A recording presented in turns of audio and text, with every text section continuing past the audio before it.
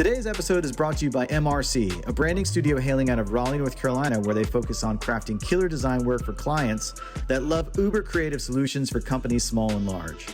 You can find and connect with them online at mrcraleigh.com. That's MRCRALEIGH, and at MRC Raleigh on Instagram. The good news is, if you find yourself reaching out, you'll most likely get to chat with yours truly. That's right, it's My Little Branding Co., and we're here to make your brand or idea look amazing. So let's connect. Today's episode is also sponsored by Bernie Wild's Adventure Sauce. Bernie Wild's is an adventure brand that's a place where my love of art and food come together in all the right ways. Bernie Wild's Adventure Sauce is a chef-driven heat sauce that in my book is literally the tastiest and most versatile condiment on the planet. This is an everyday sauce that's perfect with salads, fries, burgers, sushi, and pasta. I call it comfort food in a bottle, and it's 100% all natural, plant-based, gluten-free, and flavor-packed. Its unique, craveable flavor has a chipotle smokiness that's perfectly balanced with its creamy carrot base, mixed with a bit of maple syrup, charred onion, miso, and ají amarillo. But don't take my word for it. If you want to see what others have to say, visit BernieWilds.com to check out more. And speaking of, we also sell Bernie Wild's comic books and comic panels created and signed by me, not to mention super dope stickers, shirts, and more. I'm giving each and every one of our Pencil Pushers listeners 20% off for their first online order to show my love for all you supporters of the podcast. So just go to BernieWilds.com, place your order, and enter the code PENCIL. That's BURNYWILDS.com. That's it, folks. It's that easy. And now, without further ado, on to the show. Recorded at the Kitchen Studios. This is the Pencil Pushers Podcast. All right. Pencil Pushers, it's me, Mike, once again. And I'm thrilled to be here in studio with art educator and fine artist in her own right, Nancy Hubbard Carty.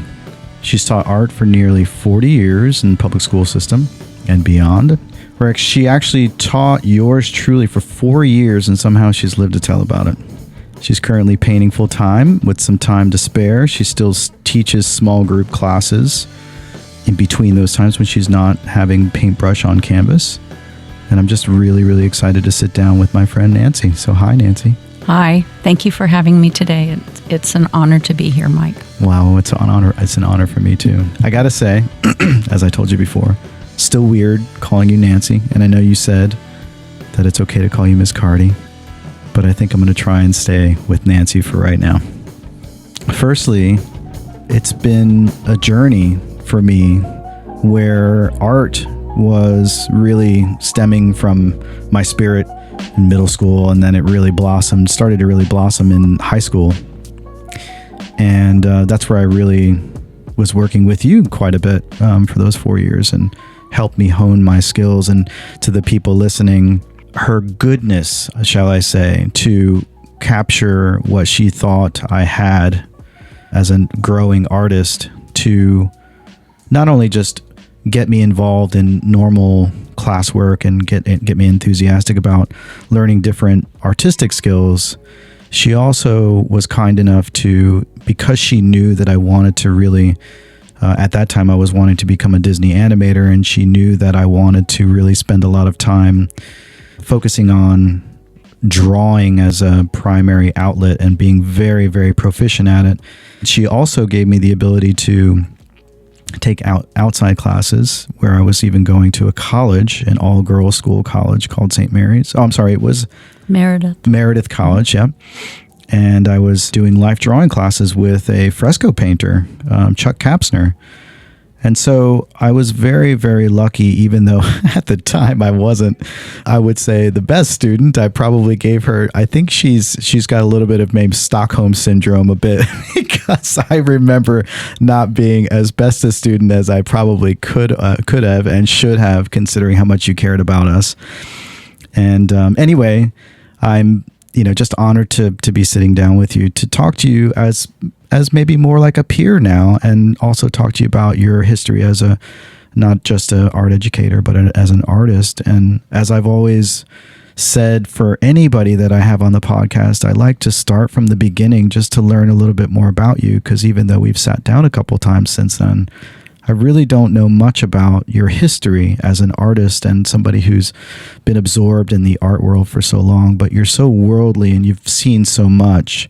I think it would be really compelling to hear your story. So if you don't mind, Nancy, can you tell me a little bit about where you were born and raised? I know you started out pretty much in Saudi Arabia. Is that correct? That's correct. My father worked for Aramco, the Arabian American Oil Company.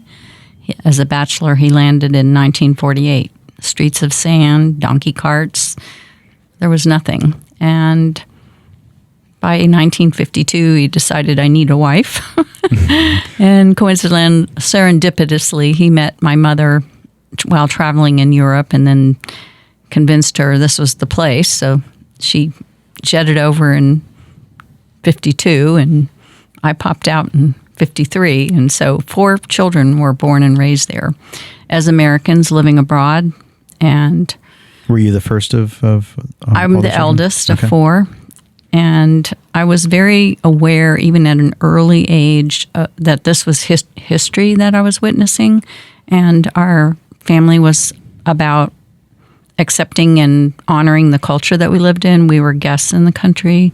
So that was, and my father and mother both extolled the virtues of history. And so we went on a lot of camping trips and collected rocks. And I mean, we're talking topographical maps, flares, water tanks, gas tanks, because when you left the compound that we lived in, which was the designation by the Saudi government, they wanted us to be corralled. Contained, yeah. Yep.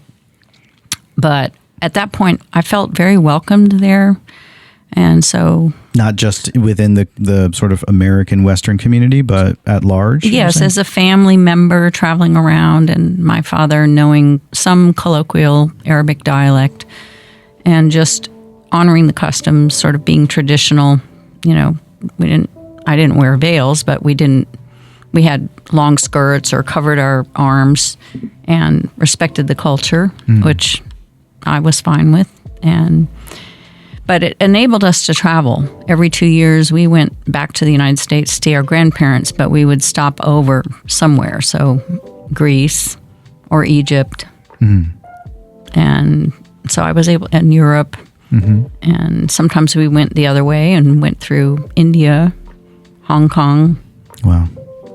Hawaii for Christmas one year, and then landed in California. And then we had homework. We had our books with us because we were gone like 6 weeks every 2 years. So we had homework. And so we had to do our homework, but they made it educational. So you did this during the school year? Yes. It was a trimester system. So people, because the company is 24/7 an oil company, so people were scheduled various months, but staggered. So it wasn't like spring break and everybody left. You were programmed to have your 6-week vacation sort of at intervals. I see. And the school system, which later I went back and taught in, it's kind of interesting. So I might have 25 kids, and then 4 weeks later I might have 18 kids, and then 4 weeks later I might have 12 kids, and then I'd have 18 kids, and then I'd have 24 kids. It was just this rotational system where you were always trying to keep up with everything. But, my dad and mom made sure we went to Charleston and learned about Fort Sumter, and we went to Washington, D.C., and, sat through a session of Congress, which even then was not a lot happening. It's like, Dad, there's not many people here. Well, honey, this is our Congress, so you make up your own mind, But I remember the FBI building and how they made money and going to the Smithsonian. So that was happening up until about 9th grade. Okay. And then because they didn't have any secondary schools, I was sent away to school. So I went to school in Switzerland, and I had... So you were there for the 4 years? I was there for 3 years. 3 years, okay. 10, 11, 12. Okay, gotcha, yeah. And probably the most impressionable person was the director, Mary Christ Fleming, who this was her baby. And she was just an amazing woman and spoke Italian, French, Spanish, English. She was an astute businesswoman, but just attracted this amazing faculty there. And she had very high standards. So I had some amazing professors. So you ask, where did the spark start to think about teaching? And I took an art history class from Herb Stoddard. He was there 1 year on sabbatical from Stanford, I think. Oh, wow. And spoke Italian. He had us researching 13th century Romanesque churches and taking us on field trips and looking over our research papers with red ink. And I mean, this was before computers. So he was showing slides, like 100 slides a day, and we were all drawing little pictures and writing down things and memorizing from our notes. And I never had a conversation with him about where do you see me, or, I was just too shy, but I was too kinesthetic. I was always wanting to be moving around, so I didn't see me in the archives of a museum or something. So anyway, fast forward about a year or two later, and we came back to Arabia for the summer, and I had to get jobs. And so you're somewhere around a junior high school? Yeah. Well, it was junior, senior in high school, and then moving towards college. But we had to have a job, so I was good at organizing things, but I was assigned to work in the hospital, so I was with research, so I had to find files for the doctors. They were conducting research, and I was really good at remembering. And the problem is, in the extended family, in the Arab family, you might have the grandmother, the mother, and the daughter that's 3 weeks old, the same name. Oh, wow. Fatima Almani. And so one is, 88 pounds, one is 130 pounds, and one is 9 pounds, 2 ounces. And, they're like trying to figure out the lab slips and stuff. And some of the clerks in there weren't particularly careful with details. And so when people would go into surgery, they always would find me and go, we can't find the right file. We need the slips, So, but I met a woman that had been working in the art department, another student. Her name was Claudia. One day she came in with these mobiles that they were making, and I thought, I am tired of sitting in a little room doing research, looking for code words like whatever, retina something or other. And I thought, I think that sounds fun. So I went down and talked to the art teacher. When I come back next summer, can I be your assistant? So that's what I did. And I had a really good time. And I thought, okay, this is something I can do. And so when I'm in college, liberal arts, I went to the head photographer of the Arabian American Oil Company. And I said, I think I want to be a photographer. What do you think I should study? Should I go to photography school? He said, just a little bit. I know you. I know your dad. I know your family. You're a very Renaissance woman. You like learning a lot of things. I don't think you should go to technical school. I think you should go to a liberal arts school and take zillions of photographs and learn about history, learn about math, learn about art, so that if you end up being a journalist or photojournalist, you have a broad base from which to view the photographs, comment on the photographs, and understand the context of the photographs. He says, I just don't see you in a technical school. You're too inquisitive. So I said, okay. So I went to St. Lawrence University, which was a small liberal arts college up in the Canadian border. It was in the U.S. And I did that. And a lot of literature, a lot of books, a lot of writing. I'm not a mathematician. I can do accounting, but I don't like little boxes where numbers go and everything. I want to hire somebody to do that. Yes, I definitely know what that's like. I want to take care of my accounting, but I have no interest in managing yours or anybody else's. So anyway, I spent my junior year in London for half a year. I convinced my father with the cost of everything, because they were still in Arabia, that it was actually going to cost him less money for me to go to London for a semester because of the airfare mainly. And also I got my courses pre-approved by the department head at St. Lawrence, so that when I came back, there wasn't this problem of credit transfer. Right. I wasn't going to take ping pong, So I did. I studied Shakespeare and took flute, but I took etching and I took drawing and I took photography, and I loved it. It was, my teacher was from Scotland, Miss Kelly, and we convinced the dean to take the bathroom on our floor and turn it into a darkroom. We said, we'll give it up. We don't care. So we had a big claw bathtub, put a piece of plywood on it. That became the table. We did our film in the sink in a little bag and had the enlarger there.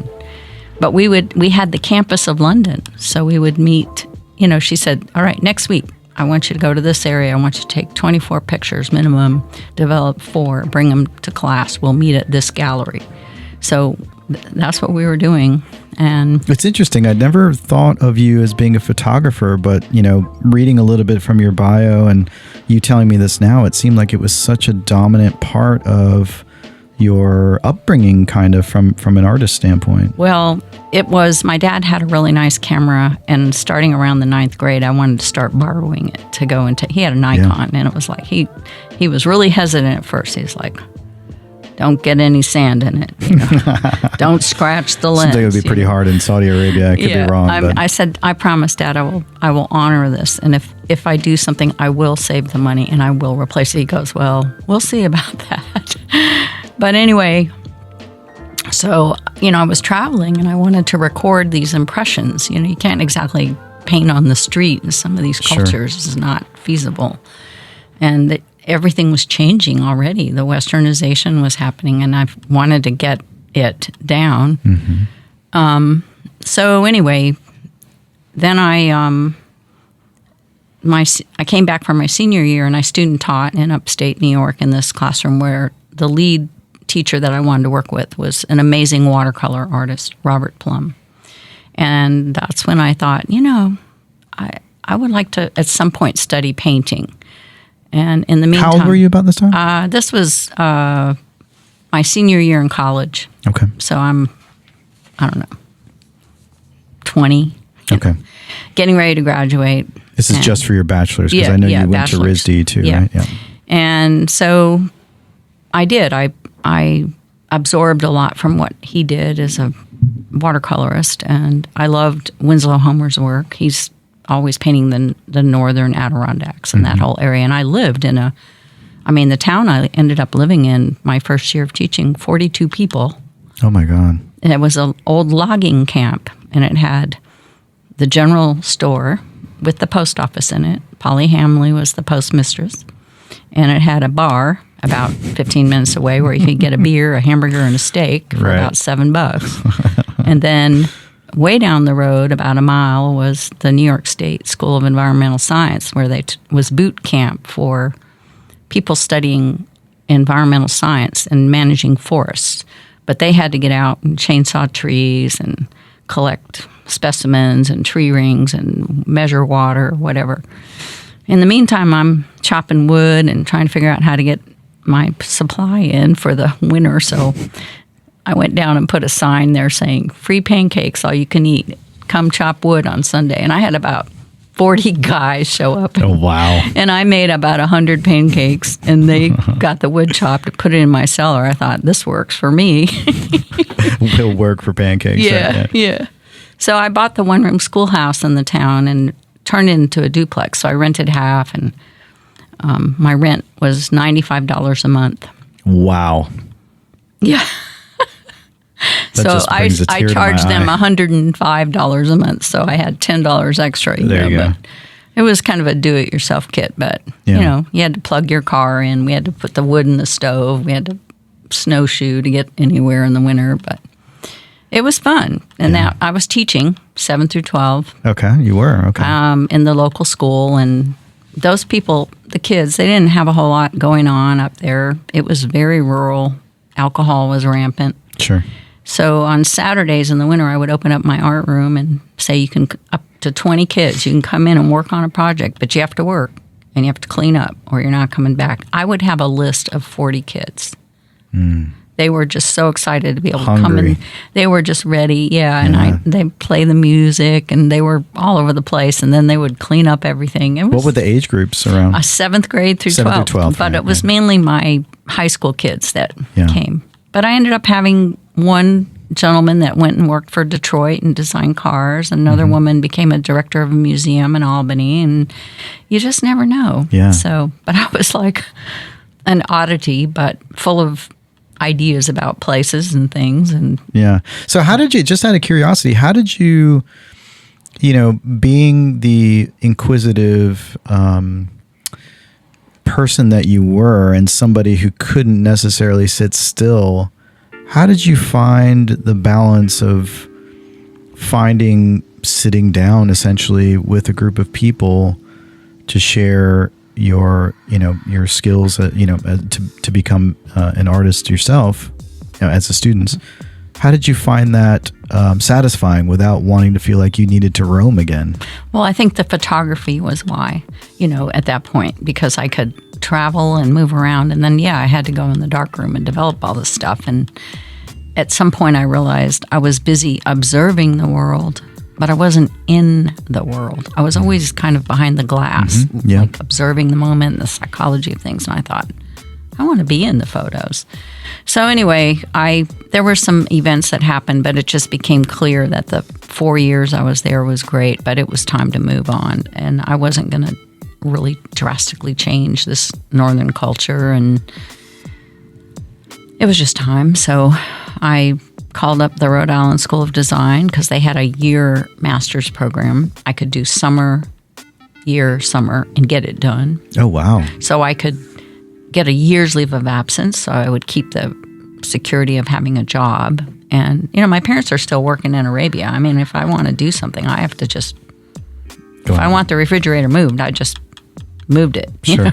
Yeah. So anyway. And were they supportive of Absolutely. Your art career? And they were supportive, and I really appreciate that freedom. Mm-hmm. But they knew I was a worker, and so sure, they didn't worry. I was, out the door teaching tennis lessons, swimming lessons, helping. I was never sitting around on a couch. I was always looking for a project or trying to build something or make something or do something. Mm-hmm.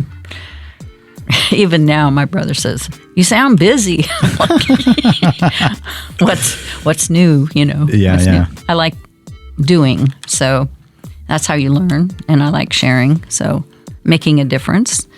So anyway, I got accepted, and I also got a scholarship to teach at this gifted and talented school on Saturdays. So I had to organize supplies. Was that separate from RISD, or was it part of it? No, it was part of RISD. Okay.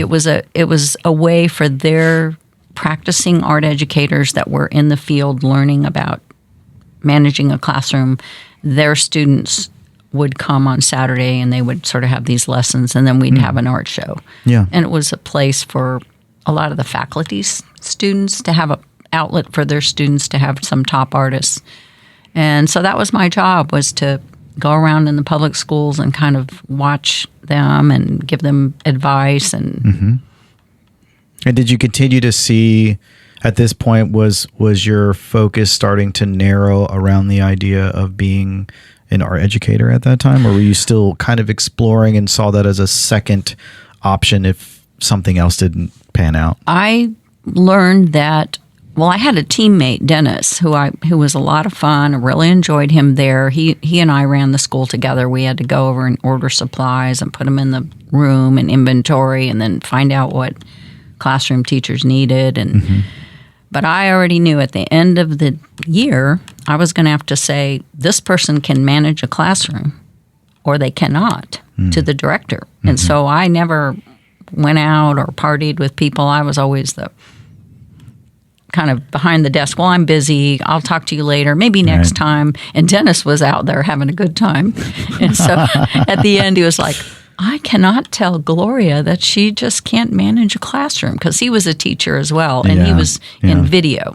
But I said, well, this is what's called an administrator, and that's why there's a line. Yeah. And so, and some of the teachers, they knew it anyway, because they couldn't get these people to stay in their seats. I was like, this is the blueprint. Yes. If you want this to happen, this is how you do it. Yeah. And some of them got it and did it, and some of them were like great artists, but they were not never going to be an educator. They had these wild banshees on their hands. So anyway, sure, yep.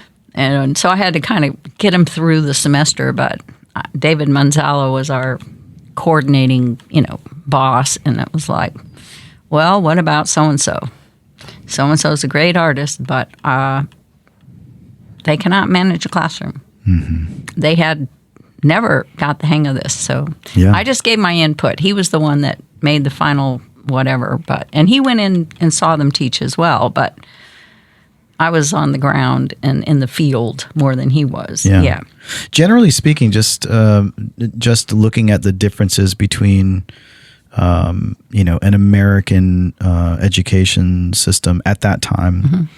Did you see, markedly different applications or ideas around education from, say, Saudi Arabia in the Middle East, or even in Switzerland or London, for example? Well, in Saudi Arabia, I was in an American compound with an American curriculum, and so pretty standard. I mean, it was like Gotcha. Aunt Bee's classroom in Mayberry, basically in the 50s.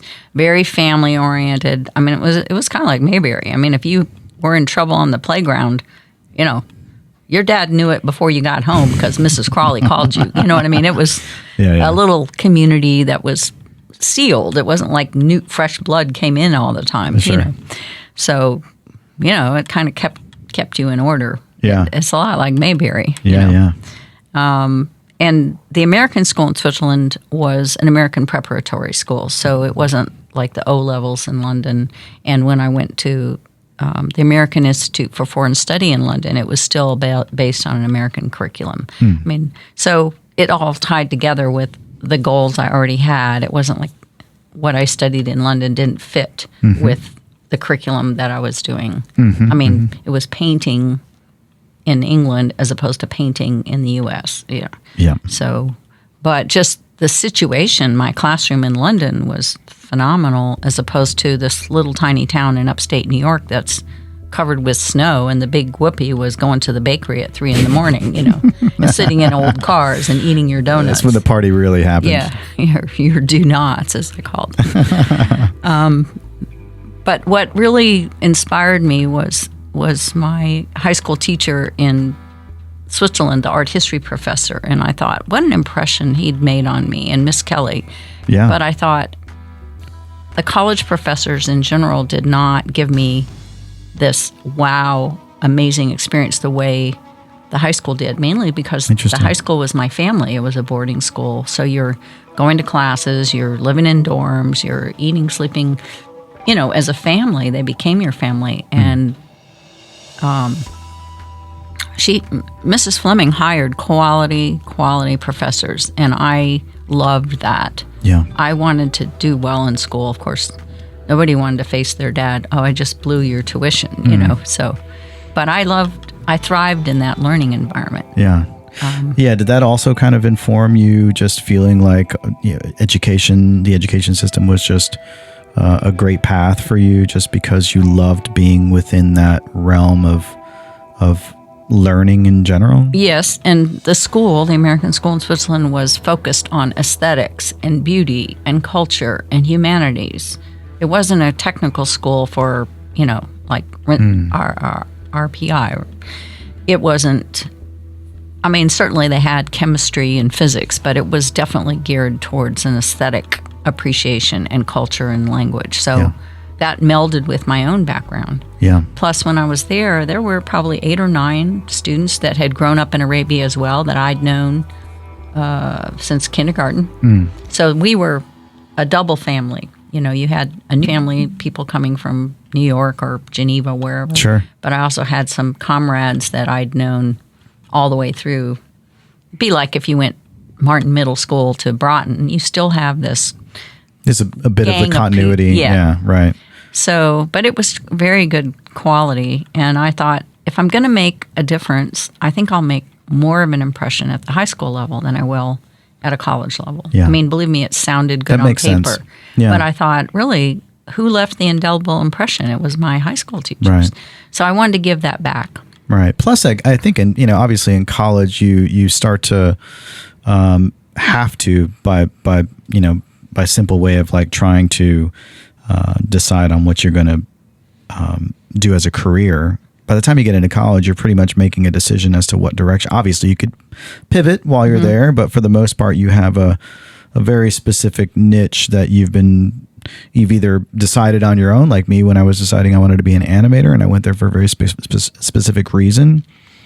But obviously, high school, young and impressionable and full of questions as to, I know I have this talent that I love, but I don't really know which direction I need to go in. I'm sure that that opportunity too was very cool for you because you could help them sort of work through that. Whereas it's more definitive and defined and clearly, sort of you got your feet more in concrete in college as far as the direction you're going to head in. I think living in Arabia, though, and watching, like I was asked by a woman named Virginia McDonald. Her husband was in management. He translated, I think, documents for the government relations people. I mean, brilliant Arabist.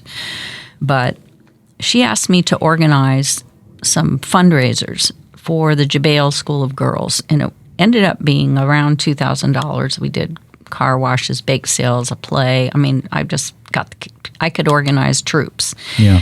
And we raised about $2,000 that was presented. It was the first Saudi women's scholarship in the kingdom. Because in history?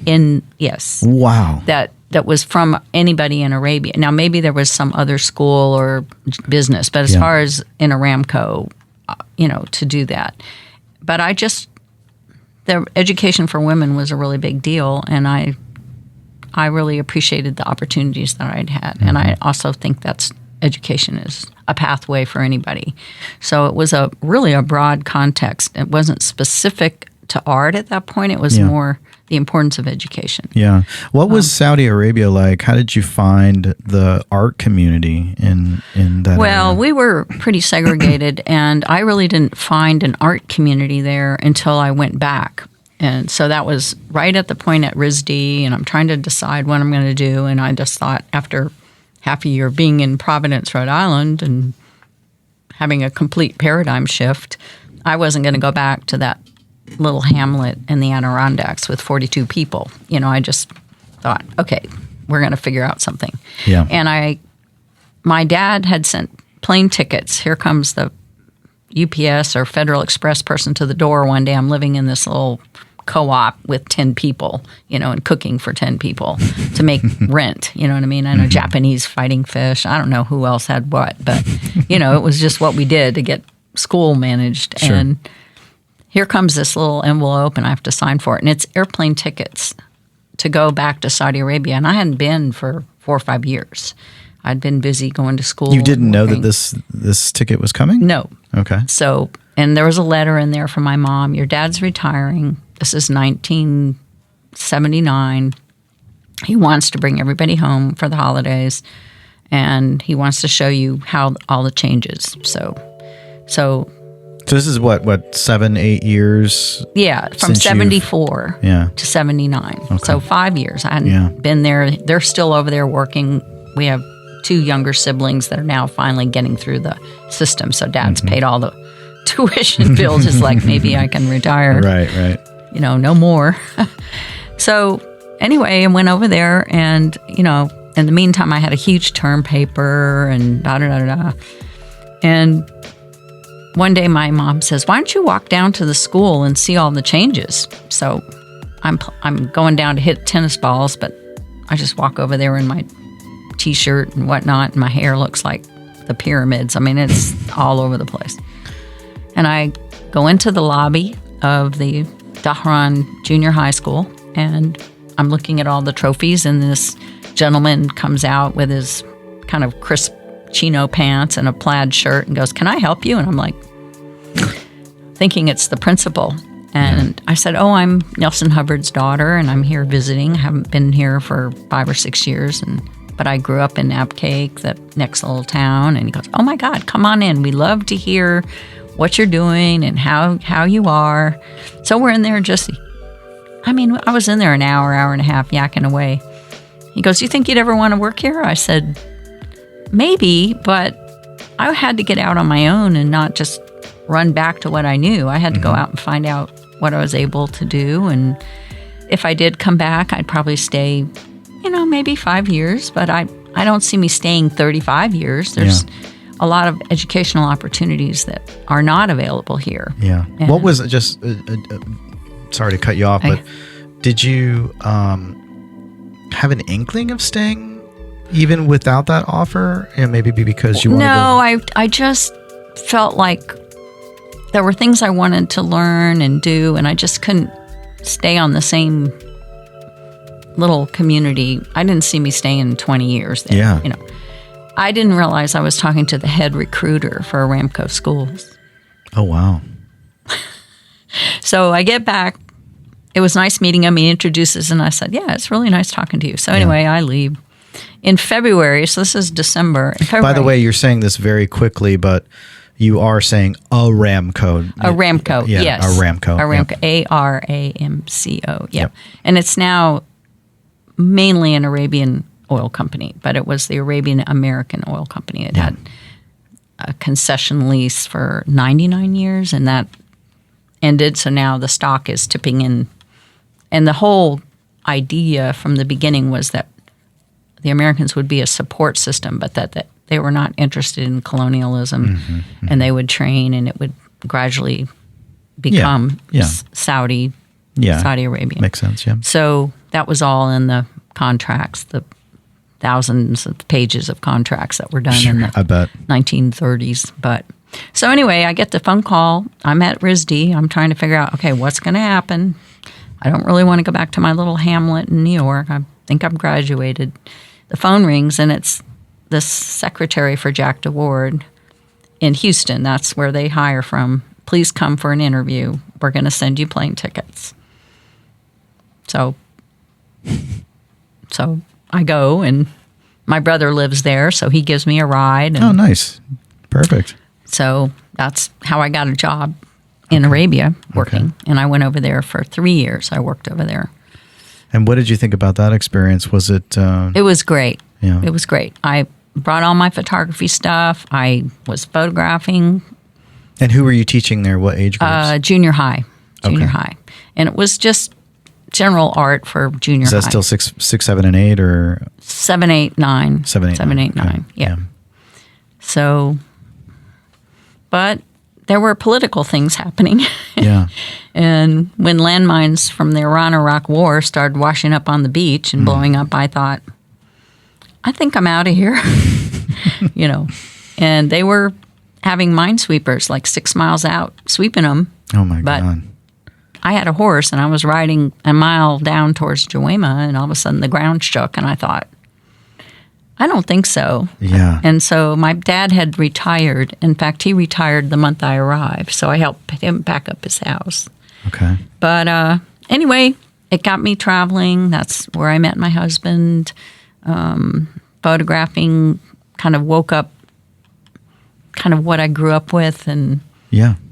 it was a great experience. And Yeah. Well, what was... I know you liked doing that for 3 years, but what was it like just in terms of, for example, did you find a lot of female students that were, kind of equaling the amount? Like I'm very ignorant on like what the acceptance was for female artists or that type of situation, or was that not even an issue at all? Well, we're within an American compound, kind of like the military. So within that, it's there everything. were other women that were painters or weavers or jewelers or potters. But there was a colleague of mine, John Laluya, and we did a show together. I did actually velour batik tapestries. Yeah. And he did clay. And You did an exhibit for that, right? Yeah, the Arab Heritage Gallery. And we sold everything because the expatriate kingdom, the community there was interested in buying art. So I sold a lot of my photographs and whatever. So it was different than here where there's a zillion artists. Right. It was, as much as I could produce, pretty much people were interested or commissioned me. Like, I'd like a photograph of this. The next time you're here, would you do that? So that was really special. You know. Plus, I had the time and energy to do it because it was a small compound. I walked to my school. I mean, I didn't have an hour commute. It was just a lot of variables are simplified. Yeah. Yeah. So what happened after those 3 years? Did you come to the United States? I came to the United States. My husband and I moved to North Carolina. We lived in an apartment in Cary for the first year, but then we bought land and moved to Harnett County in Angier. Okay. Because interest rates were 15.5%. And I said, this is, the buck stops here. This is how much we're spending on housing, and this is how much I'm going to make in this teaching community. And he was an electrical contractor. So we just said we weren't going to have a lot of debt more than was ratio part of our salary. So. Sure. So, and also, it was a dilapidated warehouse, so it was just a big project. I bet, so we renovated it. Yeah. We made it into our house. And I said, I don't care if it takes 10 years, as long as when we get done, we like it. Yeah. So we did. We just, but we had 11 acres. And anyway, Were you painting at this time? Were you still doing artwork or no? I was busy managing my stepchildren, teaching school, doing his books, gardening, weeding, running a really good program. I put everything into running the program. So but I did do a lot of workshops. I was always about the workshops, to go here and study under so-and-so and so-and-so, and then my stuff got packed up in little boxes in the closet, That's one of the things that I love about discovering with you is that even when it seems like you can make do no matter where you are and what you're doing. And it's really admirable. I feel like I'm in a lot of ways like that. But the fact that you even at that age, you were still so, you were a world traveler at that point. You had learned so much. I mean, you were just like, you had this insatiable appetite for learning. And yet, even as you had developed this different lifestyle, essentially, you were teaching a little bit, as you were just saying, but I mean, you basically had a family now living out, in the country. And still you were able to put your mind to work as framing it as like, I'm developing a program here. It's just like at, when I was in school with you. So that's really amazing. Yeah, because the first 4 years that I came, I was teaching at Enloe. Yeah. Which was a rigorous program, demanding program, and they had potter's wheels. So I was mucking out potter's wheels every day and teaching kids. What years was that? That was 1984 to 1990. Okay. And then I decided one day, I don't want to be in this room where the kiln is still fumes and headaches. And they were building that new building at Broughton. And so I went and talked to a colleague of mine at Carty, Barbara Allen, and she went on a retreat that summer, workshops, and she was involved in a lot of administrative kind of things. And she was in this workshop with Dr. Jewell, who was the principal, and he said, you need to hire this woman. She's ready to move. So anyway, I got a phone call saying, hi, this is Dr. Jewell. I want to have a conversation with you about whether you want to work here or not. So I went over there. I said, these are my slides. This is level 1, 2, 3, 4. I said, I want a program. I don't want to just have a place for people to go because you don't know what to do with them. If that's what you're doing, then I'll just stay right at Enloe. I have a great program at Enloe. Yeah. And so he said, no, we want a program. So I said, okay, I'm coming over here. Yeah, yeah. So anyway, I had to wait a year for them to build the new wing. And then I moved over into the science wing where the kiln was in a separate room. Yeah, now this is where it starts to get into like some of the times when I was with you. Right. And it's interesting that I had the impression that you were already there before that new building had opened. It's basically just for people who are listening. I was there for 1 year. Yeah, okay, yeah. Right, yeah. Yeah, that's right. I remember where the old art class used to be in the old, the main building essentially. But it's funny because you had that kiln. The kiln was there, but it was in that separate little, like almost like a closet, essentially, from what I remembered. But what did you think about? I mean, what art students in general, they run the gamut. Typically very intelligent, except for when you're talking about somebody like me. But generally speaking, they're very intelligent, but they're also tend to be mercurial, rascally.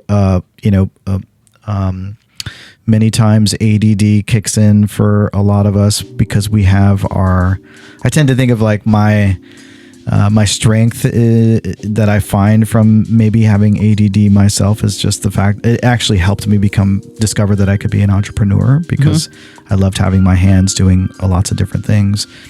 But what was that experience, especially, coming into closer to the modern age of being at Broughton and working with students, even when you knew that they could be sometimes troublemakers, or what was that like? I think anytime you start a program, you've got to put in at least the first 3 years to see the fruit starting, because they have kind of the residue of the system they had before, and so they're comfortable with that. Well, we didn't do it that way or whatever, but you get people excited about the project that they're working on. They don't care anymore. Mm-hmm. Yeah. And I was all about business, so they weren't going to come in there and waste time. And so I remember in my introductory boot camp, 9th grade, it was like, well, here's a project that was a total mess. Yeah.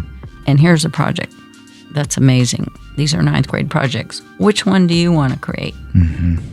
Yeah. How many people want to create this? Like a total disaster. Right. Nobody raised their hand. How many people? Okay. Well, that's where we're going. So buckle up. Yeah. Buckle up is right. And also discipline is really important. So that was you to create confidence, you have to have output. And I didn't care whether it was great or not great. I just wanted people to come in and get involved, leave the world behind, not interfere with somebody else.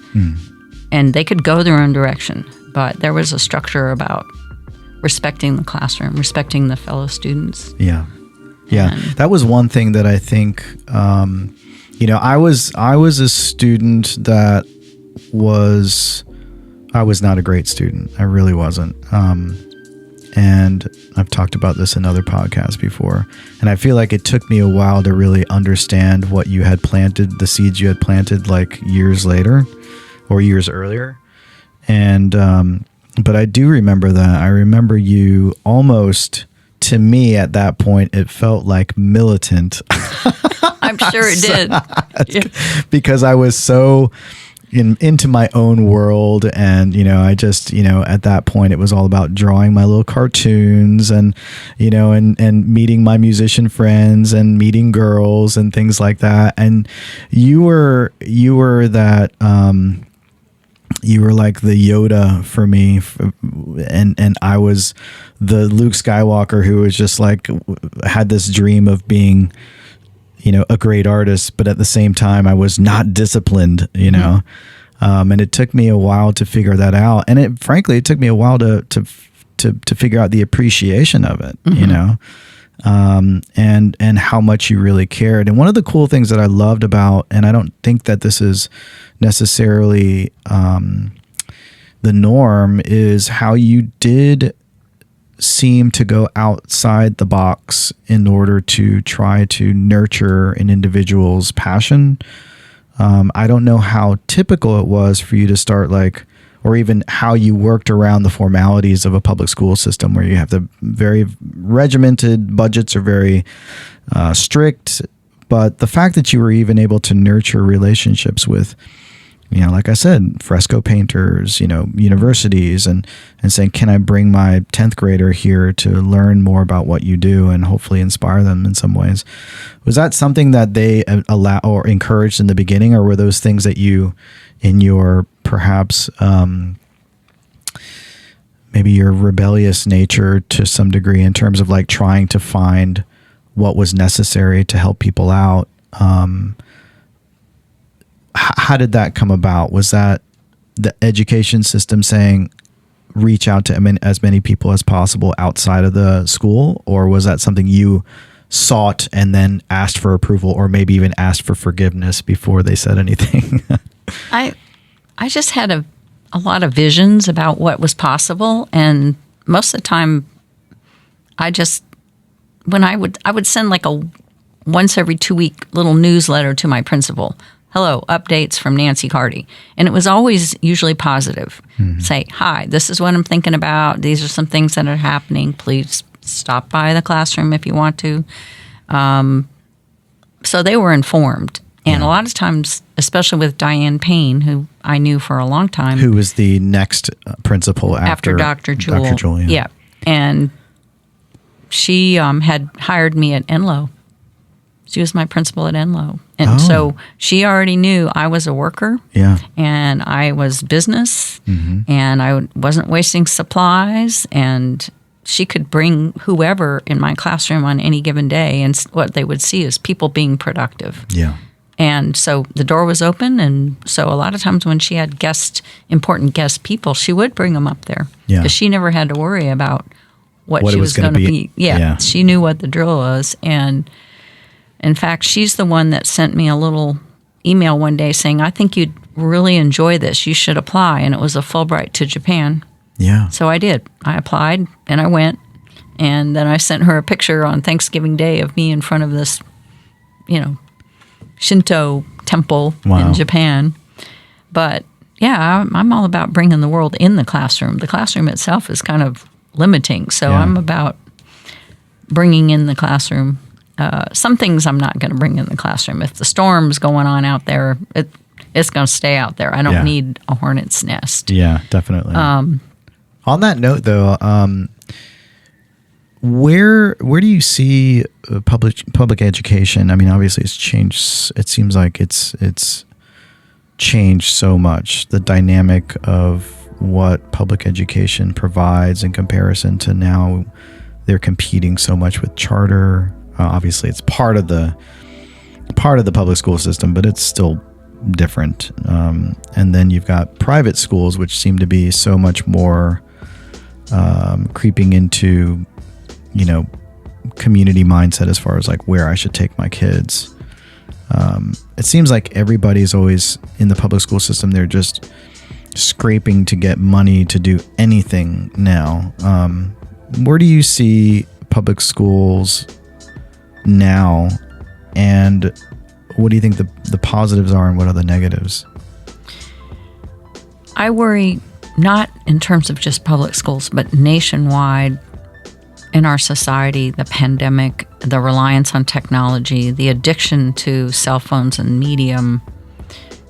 social media, and how hurtful that can be, and how students have enough already growing up, especially, 4th, 5th, 6th, 7th, all those pivotal years is already difficult. And then to have something blasted on the internet that's even more harmful. Yeah. I think I'm really worried about that, and how you give your child freedom, but at the same time limit what they are exposed and come in contact with on TV and just in general. That I worry about that more than whether it's the public school or the private school. And I worry about the nuclear family, because I think sitting down, having dinner at least 4 times a week with your nuclear family and asking people, well, how was your day? And you have to be there, and you have to set the table.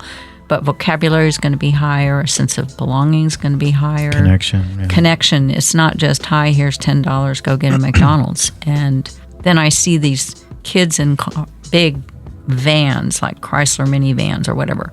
And I would see this on the way to school, and I would see the TV hanging down where the kids are just in the back being anesthetized with these TVs.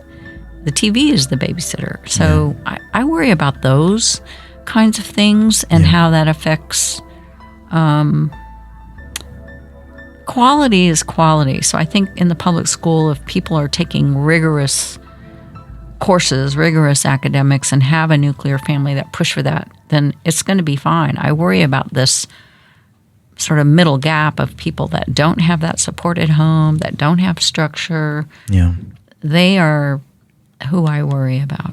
And I can't fix everything.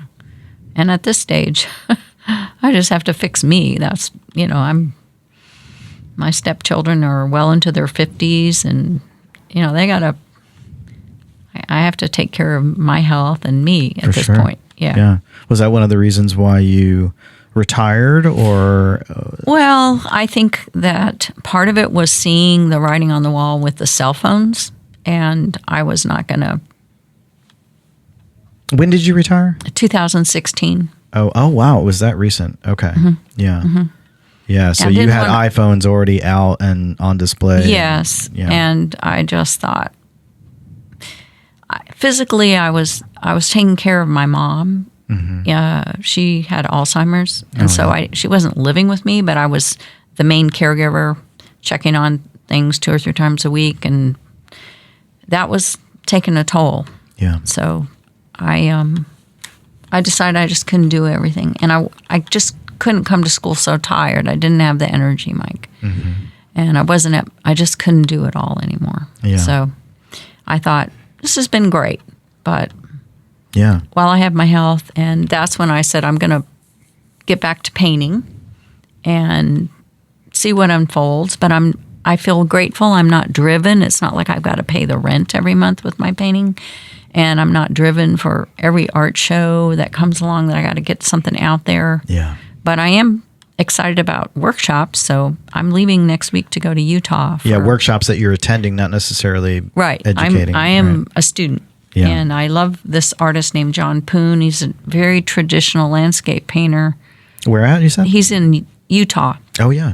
Yeah, was that part of the trip? You said you were going to Utah? I'm going to hike for a week, and then I'm going to take his painting class for a week. I'm going to be gone 25 days. Wow. But when I met him 7 years ago and took a week workshop with him, I thought, he's a great teacher. So it's also the artist that's also a great teacher. It's not just that he's a great artist. Yeah. He's passionate about his teaching, and it's okay if I make mud pies.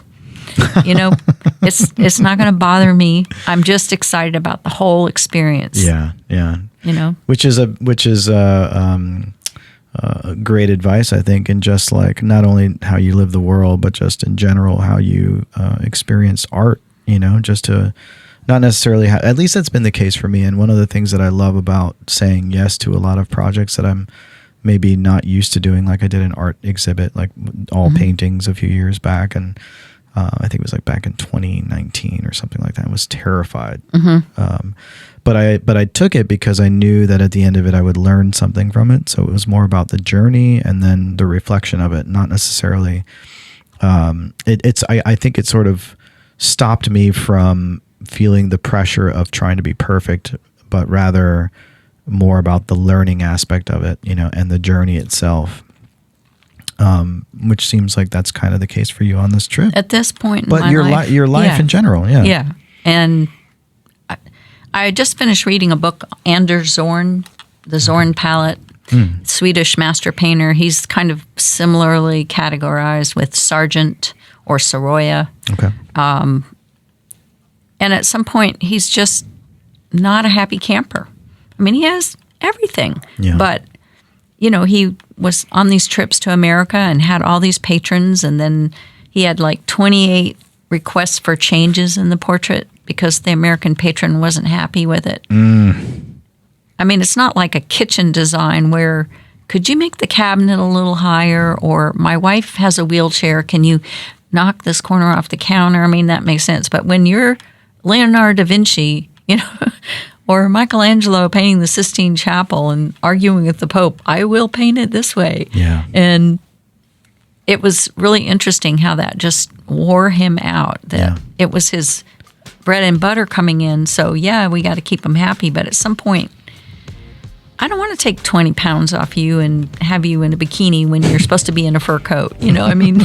Right. So that whole problem of portraiture and the patron, and Sargent felt the same way at the end. And that's why he painted landscapes at the end, and they're brilliant. Right. But the tree never asked to add an extra limb. Right. What do you think about, it seems obviously this is like a hot topic now. What are your thoughts on AI in the art community? I worry about, I guess, I don't have, I won't let Duke put one of those smart thermostats in, If I want it hot, I'll make it hotter. And if I want it colder, I mean, I'm not having my whole life and I want to get up out of the chair and turn something on and off because our whole nation is already obese. We got to keep moving. So,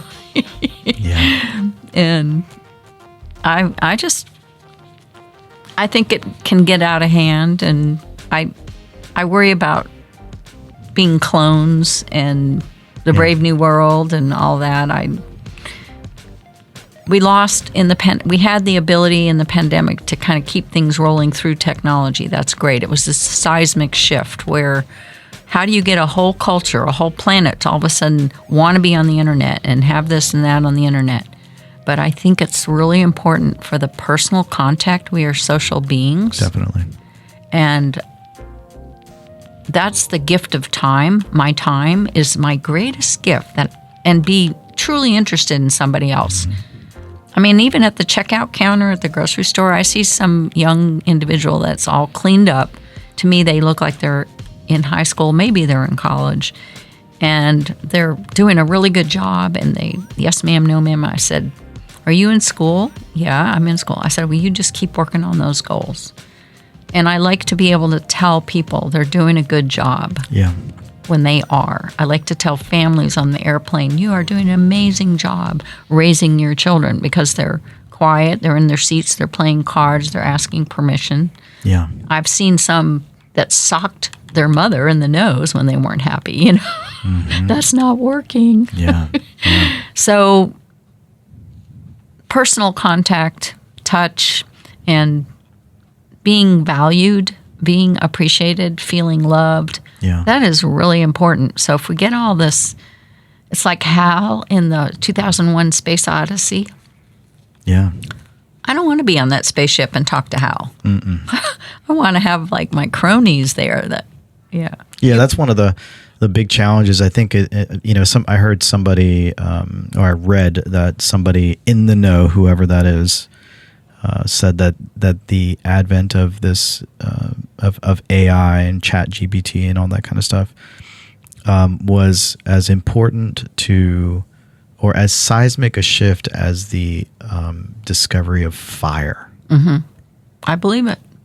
And that is pretty intimidating. And there's, I guess, along with that, there's so many unknowns. I try to remain hopeful and realize that the human spirit is, as far as I'm concerned, as powerful as anything else that we know in the universe.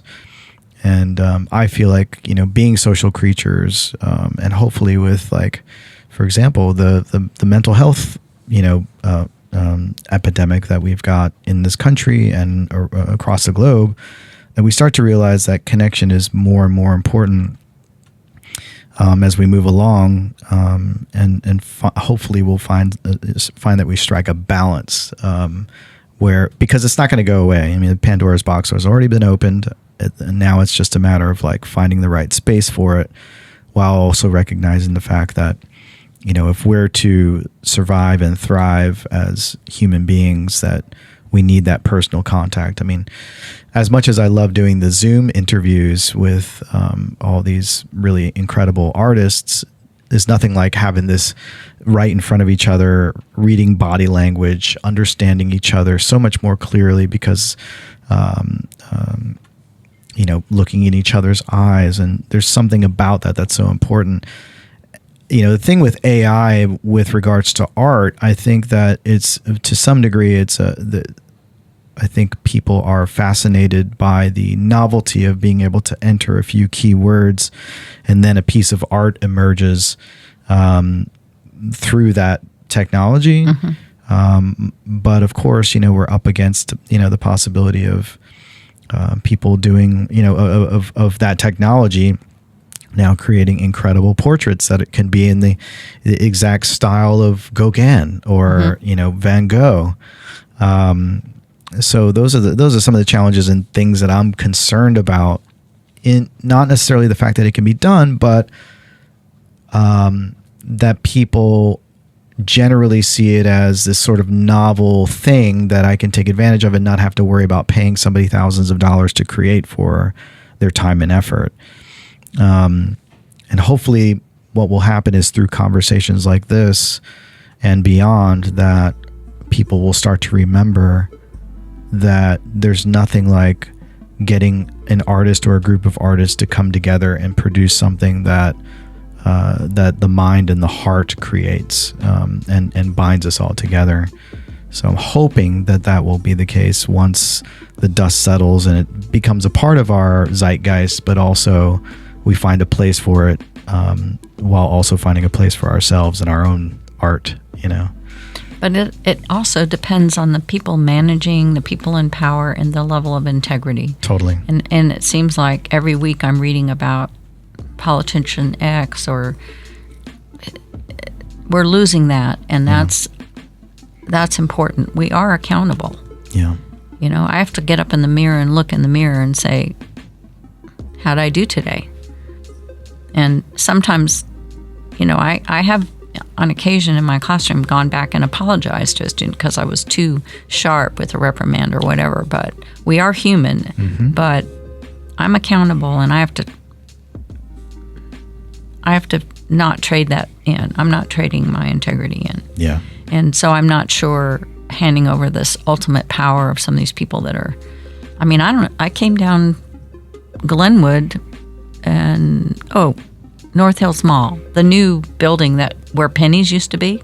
And all I could think of was, I just don't comprehend the amount of money that's going on in that one side of the building that's glass and leaning over. I mean, it's just, everywhere I go is just red clay and construction and dirt, and the price of commodities, just everyday commodities and food and gas. And so there's big machines at work that are interplaying. It's not part of my scheme. Yeah. But I worry about that Yeah. more than that. So if I knew that we had soulful, honest, high integrity people managing some of this, I might feel better about it. But that's what scares me is where that's at. Yeah. And where that could lead to us if we don't make some drastic changes. Yeah. You know, we're coming close to the hour here. Two more things, and one to piggyback off of that. You know, as a person who's worked with a lot of young artists over the year, what do you say to them now in terms of preparing them for something like this?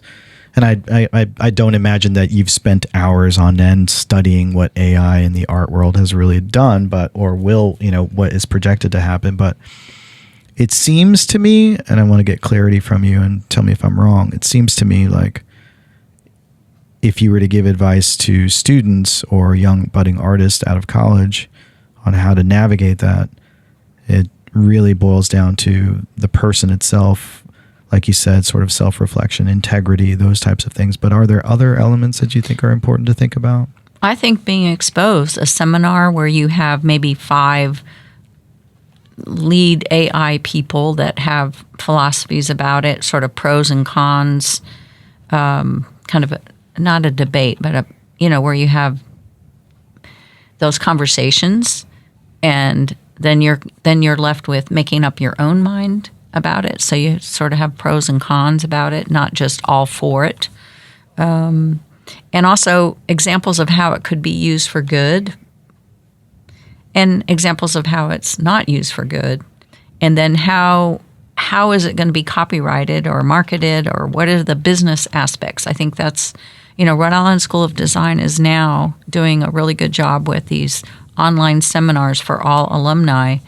Well, I'm, way past some of that. And I wish I could have had some of that before. The business aspect, marketing, accounting, budgeting, all of that is it's really always important. been a major complaint of mine, Right. particularly in art schools, Right. especially nowadays, and I hope it's changing, that they don't give you, like, I feel like every art college you should have to get a minor in business. I think so too. And I think part of that is copywriting, AI, where does it go in your role as a designer? Is there a place for it or not? You can ultimately decide how you feel about that. And what are conversations in terms of marketing and selling? Like, what percentage of the product is you, and then what percentage is it a machine? Right. But I do know that sometimes, when they're rendering these complicated 3D animation things, they set it all up with these different views, and then they literally push a button and the computer renders this thing. Yeah. Yep. So it's not the way Disney was, where every cell, 24 frames to the second, is hand drawn and then flipped and then painted anymore. I mean, so we're kind of moving in that direction, automation. So I think just some seminars on it and lead speakers and people that can interface with the scientist, the artist, and also the integrity people, the law people. It's kind of like cloning. Mm. It is kind of like cloning, really. Mm-hmm. Stem cell reproduction, Dolly, that sheep. Yeah. So it's kind of on the frontier there. So I think rather than go, ooh, I think they have to say, you know what, this is a part of the world. And like disease and sex, I mean, they got to be educated. So rather than be caught by surprise by it, I'd rather that they have the opportunity to. And I am not that resource. And I'm glad I don't have to be. And, if I go home and paint my little painting, I'm not going to be worrying about AI. I mean, like I said, I don't want some of that stuff in my house. I don't want people, listening to me snore. It's pretty boring if that's what they're doing, because I'm not really doing anything, Yeah. Yeah, that's awesome. I really do agree with all of that. And hopefully this will wind up being a beautiful thing for us artists in the future. Mm-hmm. We'll see. It's cloudy right now, but I'm sure we'll get more clarity as time goes by. But anyway, I think this is the end of our podcast. Where can people find you on social media or online? And are you having any workshops or anything upcoming that people can come meet you, whether it's virtually or physically? I have an exhibition at the Hall Gallery in Apex, and the opening, I believe, is the 9th of September. It's part of Daily Painters. It's a light approach, LIGHT, and I think there's 34 artists that are doing it. But mine is Beacons of Light, Coastal Lighthouses. So that's my theme that I'm doing. Nice. And I've seen some of that work, at least thematically. I don't know if it's going to be all the ones that any of the stuff that you're going to have at the exhibit, but it's beautiful stuff. Well, thank you. It's all new. And then I just got hired to teach on the Queen Mary with Cunard in October. So I'm going to be teaching watercolor for a week, going from New York to Southampton, England. Whoa, that's amazing. So that's why this theme that I'm doing now is all watercolor, and I'm kind of trying to get caught up on watercolor. So love it. That is so cool. It's my next adventure. Oh, I love it. Awesome. Thank you so much, Nancy. I really appreciate it. Thank you. It was my pleasure to be here. All right. Talk to you soon. Okay. All right, everybody. Thank you so much for listening to the Pencil Pushers Podcast. Follow us on Instagram at the Pencil Pushers Podcast for visual representation of our guest artwork, topics discussed, and anything else that contributes to the show. So be sure to subscribe, tell a friend, tell lots and lots of friends. Become a leadhead. And we're out.